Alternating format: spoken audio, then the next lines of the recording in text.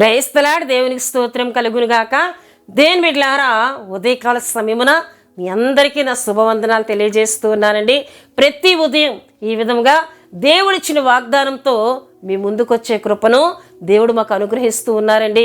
అందుని బట్టి నేను దేవుని స్తుతులు చెల్లిస్తూ ఉన్నాను. హల్లెలూయా. అంతేకాకుండా దేవుని బిడ్డలారా, ప్రతి దినం దేవుని మాటతో, దేవుని వాగ్దానంతో, అంతేకాకుండా ప్రార్థనతో దినమును ప్రారంభించుకునే కృపను దేవుడు మనందరికీ అనుగ్రహిస్తూ ఉన్నారండి. హల్లెలూయా. దేవుని బిడ్డలారా, దేవుని మాట ఉదయకాలం, దేవుని వాగ్దానం ఉదయకాలం మనం వినుట ద్వారా మన విశ్వాసం బలపడుతుంది.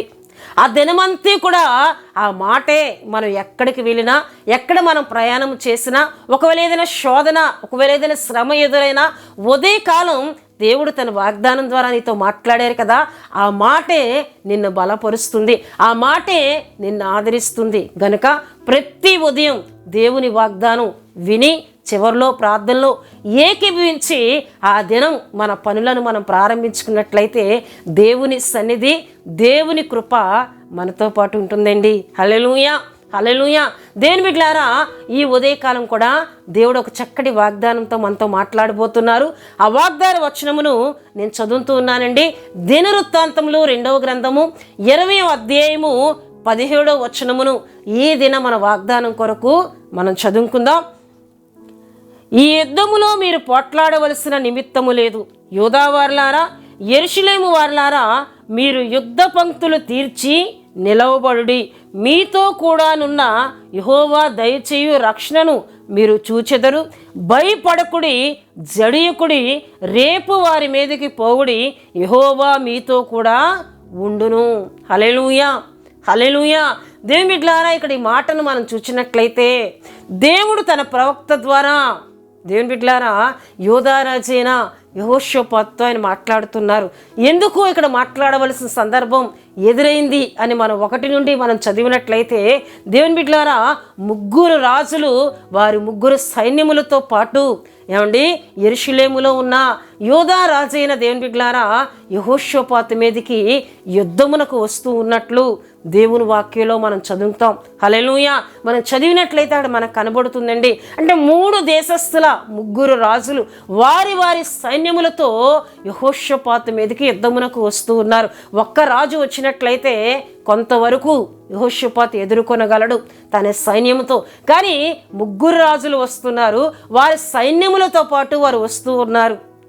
గనుక ఇప్పుడు యెహోషాపాతులో ఒక భయము, వీరిని నేను జయించలేను, వీరితో నేను పోట్లాడలేను, వీరితో నేను యుద్ధము చేయలేను, గనుక నేను దేవుణ్ణి ఆశ్రయిస్తాను, దేవుని యుద్ధ ప్రార్థన చేస్తాను, దేవుడే నా పక్షంగా యుద్ధం చేస్తాడనే విశ్వాసంతో దేవుని బిడ్డలారా యెహోషాపాతు రాజు యోధా వారందరినీ కూడా సమకూర్చి ఆ దినం ఉపవాస దినమును చాటించి ఉదయకాలం మొదలుకొని దేవుని బిడ్డలారా సాయంత్రం వరకు శిశువులతో సహా ఉపవాసం ఉండి దేవుని బిడ్డలారా వారు ప్రార్థన చేసినట్లు 20వ అధ్యాయం దేవుని వాక్యంలో మనం చూస్తే 3వ వచనం నుండి మనకు కనబడుతుందండి. హల్లెలూయా, హల్లెలూయా. వారందరూ కూడా దేవుని బిడ్డలారా ప్రార్థన చేస్తూ ఉన్నారు. యెహోషాపాతు ప్రార్థన చేస్తున్నాడు, అయ్యా నీవే మాకు దిక్కు, నీవే మా సహాయము, నీవే మాకు తోడుగా ఉండాలి. మాకు శక్తి చాలదయ్యా, వారికి మేము జయించలేము, మా దగ్గరున్న సైన్యము తక్కువ, వారైతే ఎక్కువగా వస్తూ ఉన్నారు, వారితో మేము పోట్లాడలేం, వారితో మేము యుద్ధము చేయలేమని చెప్పి దేవుని బిడ్డలారా యెహోషాపాతు యూదా వారందరూ కూడా ఉపవాసం ఉండి వారు ప్రార్థన చేసినట్లు దేవుని వాక్యంలో మనం చూస్తాం. హల్లెలూయా.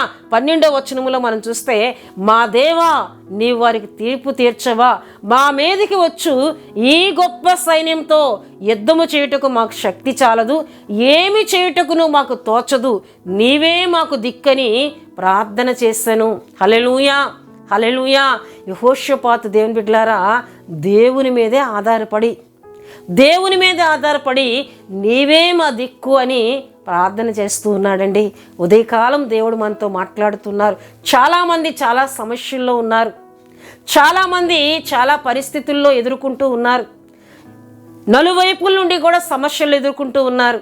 ఒకవైపు అనారోగ్య సమస్య అవ్వచ్చు, ఒకవైపు ఆర్థిక సమస్య అవ్వచ్చు, లేక రుణభారములు అనే సమస్య అవ్వచ్చు, కుటుంబంలో సమాధానము లేని సమస్య అవ్వచ్చు, మనశ్శాంతి దొరకని కుటుంబాలు ఎన్నో మనం చూస్తున్నాం దేవుని బిడ్డలారా. అట్టి వారితో దేవుడు మాట్లాడుతూ ఉన్నారు. దేవుని యొద్ద ప్రార్థన చేసినట్లయితే ఆయన సహాయం చేస్తానని ఈ వాగ్దానం ద్వారా మాట్లాడుతున్నారండి. యెహోషాపాతు మీదకి వస్తున్న ఈ సైన్యముతో, ఆ గొప్ప సైన్యముతో నేనైతే యుద్ధము చేయలేను అని ప్రార్థన చేస్తూ ఉన్నాడండి. నీ మీదకి వస్తున్న శ్రమలు, నీ మీదకి వస్తున్న శోధనలు, నీ మీదకి వస్తున్న అనారోగ్యములు, నీ మీదకి వస్తున్న నిందలు అవ్వచ్చు, అవమానాలు అవ్వచ్చు, వాటిని నీవు పోరాడలేవు, వాటితో నీవు యుద్ధము చేయలేవు, వాటిని నీవు జయించలేవు. కానీ నీకు తోడుగా ఉన్న దేవుడు వాటిని జయించగలరు. నీకు తోడుగా ఉన్న దేవుడు వాటి మీద నీకు జయమును ఇవ్వగలరు గనక ఆయన యందు విశ్వాసం ఉంచాలని దేవుడు ఉదయకాల సమయంలో మాట్లాడుతున్నారు.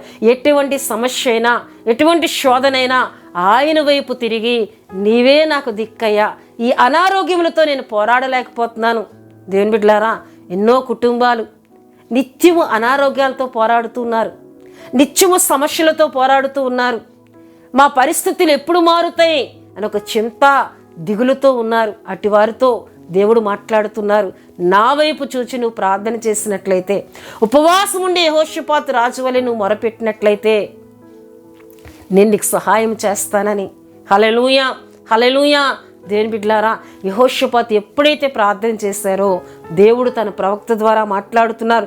దేవుని వాక్యంలో మనం చూస్తే చూడండి, 14వ వచనంలో, అప్పుడు మత్తన్యాకు పుట్టిన ఇహేలు కుమారుడైన బెనయాకు జననమైన జకర్యా కుమారుడును ఆసాపు సంతతి వాడును లేవీయుడునగు యహజీయేలు సమాజములో ఉండెను.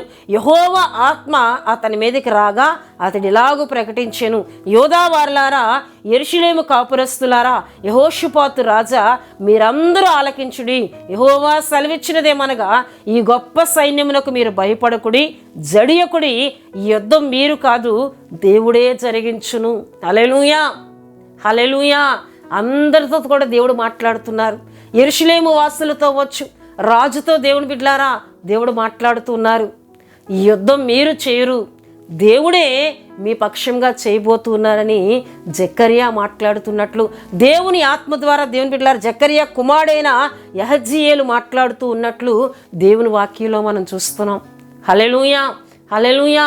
దేవుని బిడ్డలారా, దేవుడు వారి పక్షంగా ఉండి యుద్ధము చేసినప్పుడు ఆ గొప్ప సైన్యం దేవుని బిడ్డలారా వారిలో వారే ఒకరినొకరు హతమార్చుకొని వారు వెనుదిరికి వెళ్ళిపోయినట్లు దేవుని వాక్యంలో మనం చూస్తాం. ఈ విషయాలు 22 నుండి చదివినట్లయితే మనకు కనబడుతుందండి. హల్లెలూయా, హల్లెలూయా. గొప్ప సైన్యం అని ఇక్కడ దేవుని వాక్యంలో చూస్తున్నాం. విస్తారమైన సైన్యం వచ్చింది, కానీ దేవుడు వారి పక్షంగా యుద్ధము చేసి అక్కడ గొప్ప జయమును కలుగు చేసినట్లు దేవుని వాక్యంలో మనం చూస్తున్నాం. దేవుని బిడ్డలారా, ఎప్పుడైతే దేవుడు వారికి జయమునిచ్చారో వెంటనే దేవుని బిడ్డలారా, ఏమండి, యెహోషాపాతు రాజు, అక్కడ ఉన్న దేవుని ప్రజలందరూ కూడా దేవుని స్తుతించినట్లు దేవుని వాక్యంలో మనం చూస్తూ ఉంటాం. హల్లెలూయా, హల్లెలూయా. ఎందుకు నేను ఈ విషయాలు మీకు తెలియజేస్తూ ఉన్నానంటే, దేవుడు మన పక్షముగా యుద్ధము చేసే దేవుడు, సమస్యలతో ఆయన యుద్ధం చేసే దేవుడు, శోధనలతో ఆయన యుద్ధం చేసే దేవుడు, నీ అనారోగ్యములతో ఆయన యుద్ధము చేసి నీకు జయమునిస్తానని, నీవు పోట్లాడవలసిన పని లేకుండా నువ్వు ప్రార్థన చేస్తే చాలు, నువ్వు నా మీద ఆధారపడితే చాలు, నా యందు నీ విశ్వాసం ఉంచితే చాలు, నేను నీకు జయమును కలుగు చేస్తాను. ఈ సైన్యమును, ఈ శోధనలనే సైన్యమును, అనారోగ్యములనే సైన్యమును, ఆర్థిక ఇబ్బందులనే సైన్యమును, నెమ్మదిలేని పరిస్థితులు కలుగు చేసే దురాత్మ సైన్యమును, వీటన్నిటినీ కూడా నేను పారదోలుతాను, నీ గొప్ప జయమునిస్తానని, నువ్వు పోట్లాడవలసిన పని లేకుండా, నీవు యుద్ధము చేయవలసిన పని లేకుండా నేనే నీ పక్షంగా ఉండే కార్యాలు జరిగిస్తానని ఉదయకాలం దేవుడు మాట్లాడుతున్నారు. ఈ యుద్ధం మీరు కాదు, దేవుడే జరిగించును, ఆయన మీతో కూడా ఉండును అని దేవుడు మాట్లాడినట్లు ఉదయకాలం కూడా దేవుడు నీతో మాట్లాడుతూ ఉన్నారు. నీతో నేను ఉన్నాను, నీ పక్షముగా నేను యుద్ధము చేస్తాను, నీకు నేను జయమునిస్తాను, నీ పట్ల నేను కార్యాలు చేయబోతూ ఉన్నానని దేవుడు తన వాగ్దానం ద్వారా మాట్లాడుతున్నారు గనక దేవుని బిడ్డలారా, ఆయన యందు విశ్వాసం ఉంచుదాం.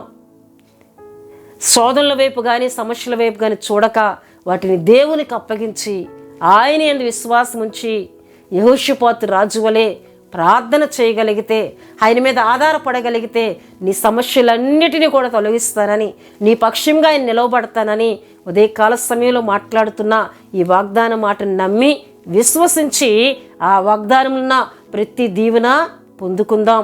దేవుడు తన వాగ్దాన మాటలను దీవించునుగాక. ఆమేన్.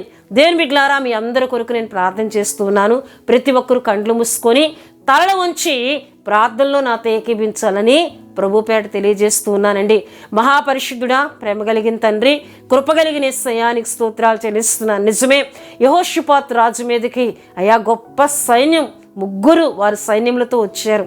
అయినా తండ్రి, యెహోషాపాతు నీ మీద ఆధారపడి ఇగో నాయన యోధా వారందరినీ సమకూర్చి ఉపవాసం ఉండి ప్రార్థించినప్పుడు దేవా నీవే యెహోషాపాతు రాజు పక్షంగా యోధా వారి పక్షంగా నిలవబడి గొప్ప జయమును అక్కడ కలుగు చేసినట్లు దేవా నీ మీద ఎవరైతే ఆధారపడతారో వారికి జయమునిస్తానని, అయ్యా వారి పక్షంగా నీ ఉంటానని మాట్లాడినందుకు నీ కృతజ్ఞతాస్తుతులు చెల్లిస్తున్నాను నాయన. ఈ వాగ్దాన మాటలు విన్నా బిడ్డలందరినీ మీరు ఆశీర్వదించండి దేవా. మీ స్తోత్రాలు. దినమంతయు మీ కృప, మీ కాపుదల, మీ సంరక్షణ, మీ తోడు దయచేయండి. ఎవరైనా బలహీనులుగా ఉంటే ముట్టి స్వస్థపరచండి, ఆరోగ్యములను దీవించమని ప్రార్థిస్తున్నాను. ప్రయాణంలో ఉన్న వారికి మీ కాపుదల, మీ సన్నిధి తోడుగా ఉంచి దినమంతయు మీ కృపతో నింపమని యేసు నామములో అడుగుచున్నాం తండ్రి. ఆమేన్. యేసు రక్తమే చేయం, ప్రభేసు రక్తమే చేయం. ప్రభేసు రక్తం సంపూర్ణమైనది, అపవాది క్రియలకనంత నాశనం కలుగునుగాక. ఆమేన్, ఆమేన్, ఆమేన్. దేవుడు మిమ్ములను మీ కుటుంబములను బహుగా దీవించునుగాక. ఆమేన్.